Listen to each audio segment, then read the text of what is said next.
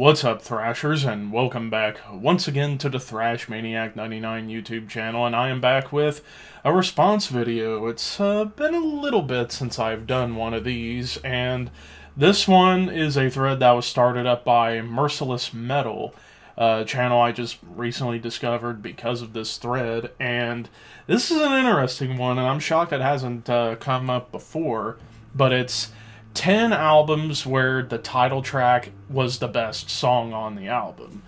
And this one I kind of had to think a little bit because there are some albums out there where the title track may not have been the most loved or memorable thing, but there have been more cases than not of where the title track was an amazing song, but in rare cases would one say the title track on an album was the best song on the entire album as a whole.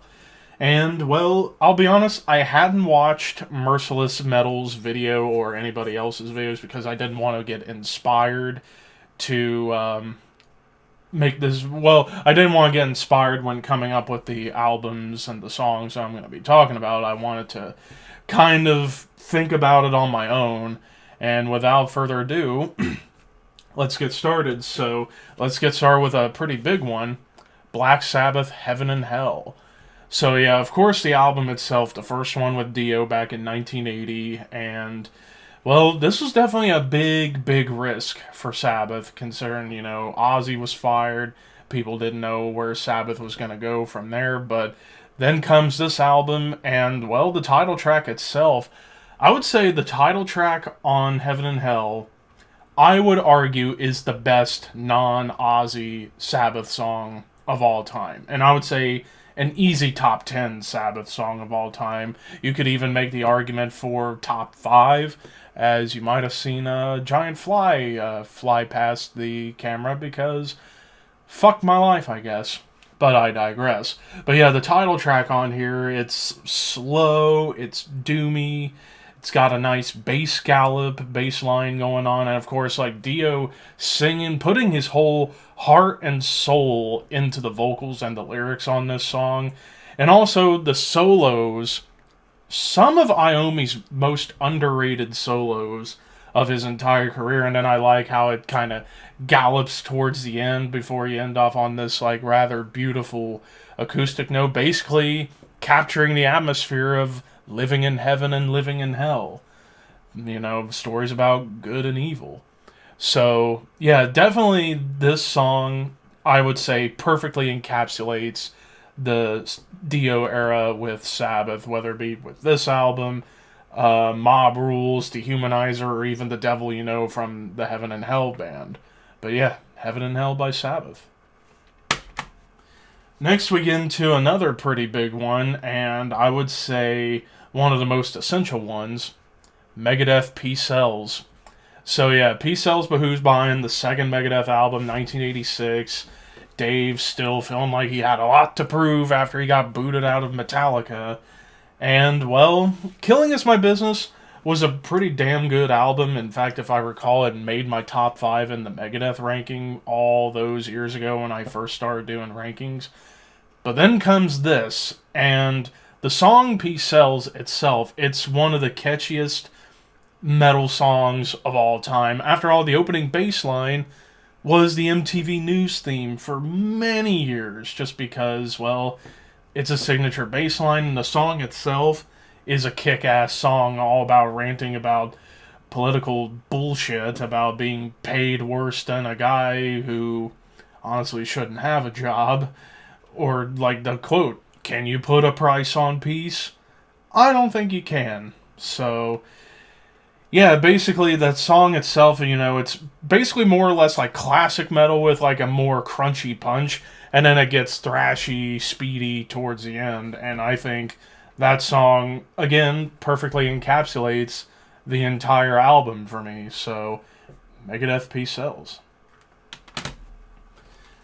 Now, for the next one, I definitely wanted to include Opeth on this list, but I had a somewhat interesting time trying to figure out which one I wanted to go for, but then after a bit, I thought about it, and you know what? I'm going with Deliverance. I almost went with Blackwater Park because I do think that's one of Opeth's best songs ever. But to say it was the best on that album, it's debatable because, you had Leper Affinity, Bleak Harvest, Drapery Falls. But I went with Deliverance because not only the album itself is fantastic, but the song itself. 13 and a half minutes of brutality, beauty, melody, and crunch all wrapped into one. Like, the song itself perfectly describes the entire album. Whenever it gets into the heavy death metal sections, it is some of the heaviest death metal you would hear from the early 2000s. After all, the song, it's one of Opeth's heaviest songs, but yet one of their most melodic because, the clean guitar parts and the acoustic guitar parts with Michael's amazing clean vocals just puts this song on another level when it comes down to Opeth's entire career. And then, of course, who could forget, like, the last several minutes where you get into that amazing ending part, especially that drum beat by Martin Lopez, and, of course, that chuggy riff, that I mean, you should know it by now. But yeah, Deliverance, Opeth, I would say is a good contender as well. And then to finish off this first part of the classic category, Sepultura Arise. This was an easy one when it came to putting together this list, because while I'm a big fan of Sepultura, particularly the Max era, not the biggest fan of the Dare Green era aside from the last couple of albums, and Sepultura is going to be no more come the end of the year. But when it comes down to the best title track of Sepultura's career, I'd say easily goes to Arise because, I mean, it's the opening track, and still to this day, I would say is Sepultura's best song as a whole. And it's not even that long. It's only a little over 3 minutes, and you have like a first like 20-some seconds as an intro, and then it just unleashes into brutal thrash with some really cool melodic hooks in the solos and the bridge. And of course, it's just high octane, high energy, brutality going forward. And of course, Max's voice just sounds huge. Igor playing insanely well. And then of course, Andreas with that solo just delivering on everything a thrash lead should be. Squeals, but with some melody and great shred to it. So, yeah, this was a pretty damn easy one to pick whenever I was putting together this video. So, yeah, Sepultura Arise. Again, I would still say it's the best Sepultura song of all time. You can debate that with me in the comments. But, yeah, Sepultura Arise. Excuse me. Now we get into the middle of the video where I'm going to be talking about some more underground stuff. And first we have Asphyx, Last One on Earth. This was the very first one I picked out of the shelf behind me when coming up with what I wanted to choose for this video. This was an easy slam dunk for me because Last One on Earth, the song, I would not only say is arguably Asphyx's best song of all time, but maybe the most well-known Asphyx song of all time, simply because it definitely sticks out like a sore thumb on this album. While it's still Death Doom, you still had tons of like hardcore and thrash elements going on here for a Death Doom album, but like definitely songs like excuse me, like The Crusher and Streams of Ancient Wisdom definitely had its doomy moments, but the title track was up to this point maybe the doomiest song Asphyx ever wrote. After all, the riffs are catchy, the melodies are infectious, and even the imagery of the song itself is dark in its own right. And of course, Martin Van Drunen sounding like he's being tortured to death when doing his vocals. But I also really like the last minute plus of the song where you hear these like, I don't know if it was an organ or a synth, but it kind of amplifies the dark atmosphere of the song, especially as it's drawing to a close. But yeah, some heavy riffs. It does get a little mid-tempo a couple of times, but other than that, it just stays doomy and gloomy. And Yeah, it's a classic Death Doom song from a classic Death Doom album by the pioneers of Death Doom. Excuse me. So yeah, Asphyx, Last One on Earth. Alright, so we're about halfway through the list and kicking off the second half with another one from the Underground era, and that is Immolation with Close to a World Below. I wanted to put an Immolation song on this list or album, but I was kind of debating on it. But then the more I thought about it, you know what? Close to a World Below, the song itself on this album, not only was it the longest track of the album, but I would argue not only the best song on the album, but one of Immolation's best works ever. I love those evil, crawling riffs, and then, of course, the classic dissonant riffs.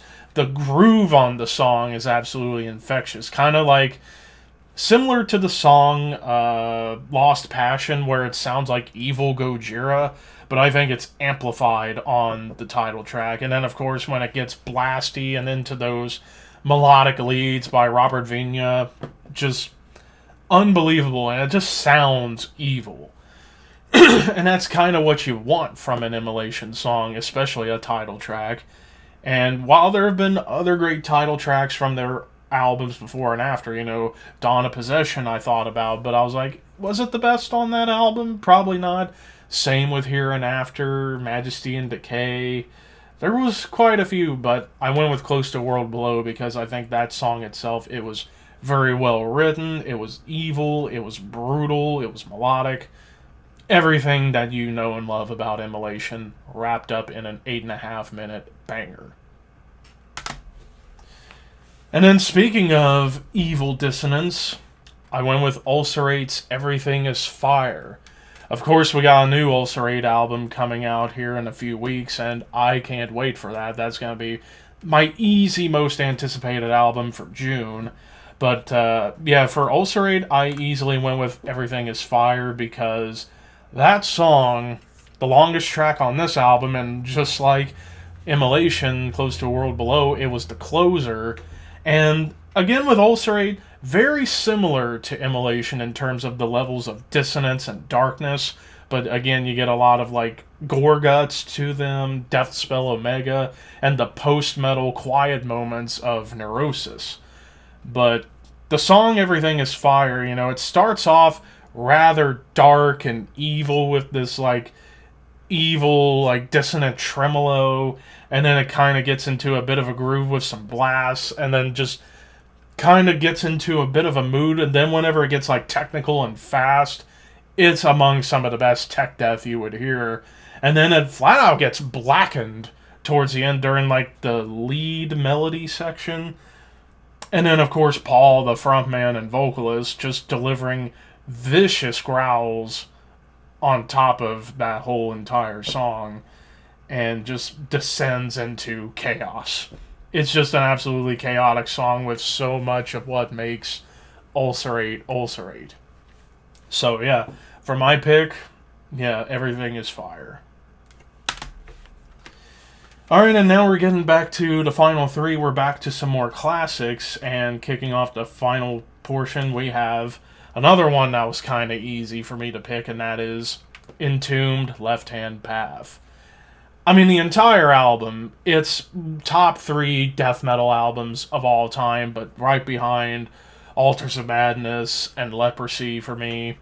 But Left Hand Path, I guess I shouldn't say easily, because there have been so many great Swedish death metal albums of all time, but without this, I don't think Swedish death metal would have gotten up and running as quickly as it did. And the title track that opens this album certainly proves that it's a true death metal masterpiece. Lots of like punky, thrashy nods, even hints of black metal like Bathory whenever it gets into the evil tremolo riffs. Some cool like doomy moments, some groove to it, and of course the melody, kind of a precursor to what you would hear just a year or two later with the melodic death metal movement starting up in the underground. Kind of takes traces from this album, but especially from the title track. And of course, Left Hand Path still remains one of my all-time favorite death metal songs of all time, simply because it captures everything that Swedish death metal is all about. Not only with that tone with the Boss HM2 pedal, but just the atmosphere, the sonics, the imagery. Just what more can I say about this song and album that hasn't been said already? Alright, and then for the penultimate choice, and this is another pretty big one, and that is, of course, Judas Priest, Painkiller. I easily went with this one because I still say the song Painkiller is one of the greatest metal songs of all time. Kind of almost thrash metal to some degree. Came out in 1990, and of course, you know, just insane drum intro from the one and only Scott Travis, immediately making his impact felt upon joining Judas Priest in 1989.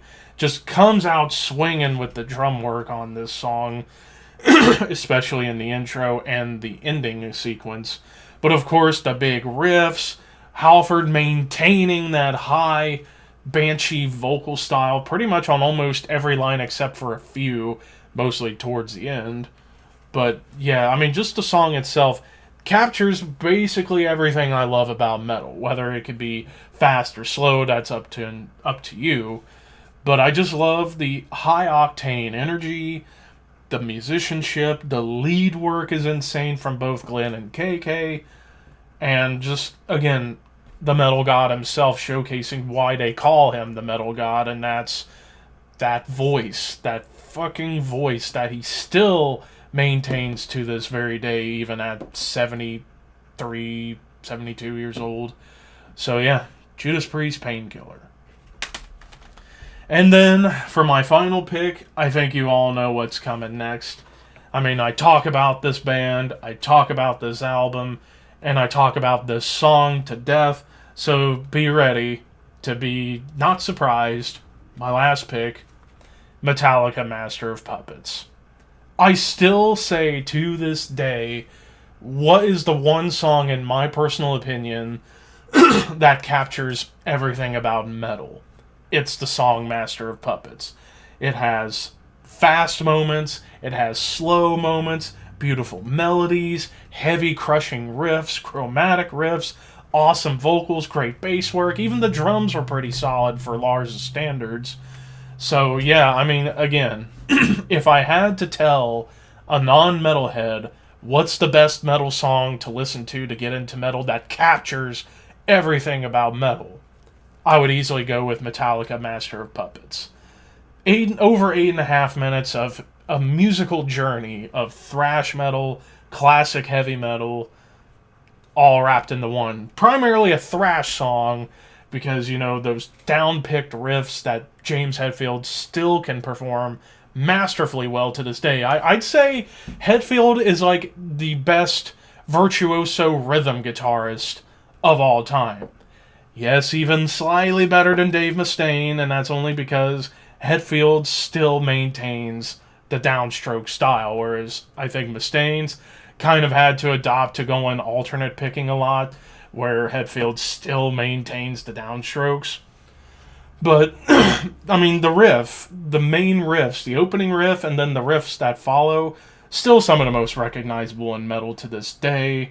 And then, of course, both the guitar solos, the first one from Hetfield is beautiful, and then the one that Kirk does is a masterful in its own right, too. So, this was another slam dunk pick for obvious reasons. But again, if I were to approach a non-metal fan that's curious about metal, and they ask me, what's the one song that captures heavy metal spirit in one track?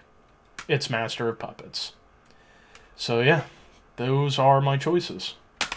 And that does it for this video. This was an interesting one, and again, I was kind of surprised it took this long for this particular thread to kind of come up. I hadn't thought about it until I saw it pop up. So once again, thank you Mercyless Metal for creating this thread. I will try my best to watch the video as well as some of the other ones to see what other people have to say. And for those of you who are watching that make YouTube videos, feel free to add your name into the hat for this thread, because this was a pretty fun one. So if you're a YouTuber that wants to do this, be sure to tag Mercyless Metal in the description box. I'll have a link to his channel. I just recently subscribed to his stuff, and so far seems pretty cool.